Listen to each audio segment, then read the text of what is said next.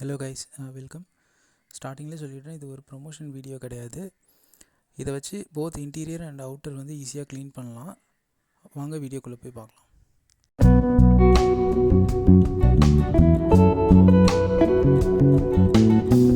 ஒரே ஒரு சுவிட்ச் தான் ஆன் ஆஃப்க்கு. நம்ம இப்போ ஆன் பண்ணிக்கலாம். ஸோ இந்த மிஷின் எப்படி ஒர்க் பண்ணுதுன்னு பார்த்தீங்கன்னா, செக்ஷன் மெத்தடில் தான் ஒர்க் பண்ணுது.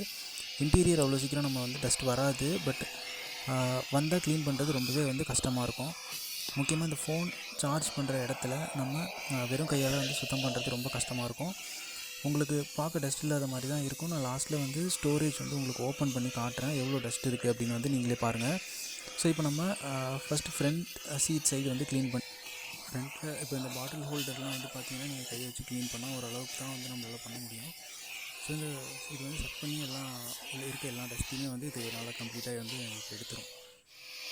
ஸோ இப்போ நம்ம பேக் சைடு எப்படி க்ளீன் பண்ணுறதுன்னு பார்ப்போம். ஸோ இப்போ பேக் சைடில் வந்து பார்த்திங்கன்னா நம்ம கால் வைக்கிற இடம்லாம் தான் வந்து அதிகமாக வந்து டஸ்ட் இருக்கும். மேட்லாம் வெளில எடுத்து நல்லா தட்டிட்டு திரும்ப வந்து போட்டுருங்க. மீதி இருக்க டஸ்ட் மட்டும் க்ளீன் பண்ணிக்கலாம். நம்மளோட சேர்ந்து நிறையா குழந்தைங்க ட்ராவல் பண்ணுவாங்க. ஸோ க்ளீனாக வச்சுக்கிறது ரொம்ப நல்லது.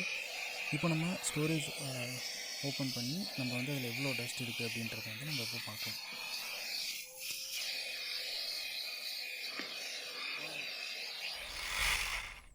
ஸோ இதான் நம்மளோட ஸ்டோரேஜ். இதை இப்போ ஓப்பன் பண்ணி பார்க்கலாம்.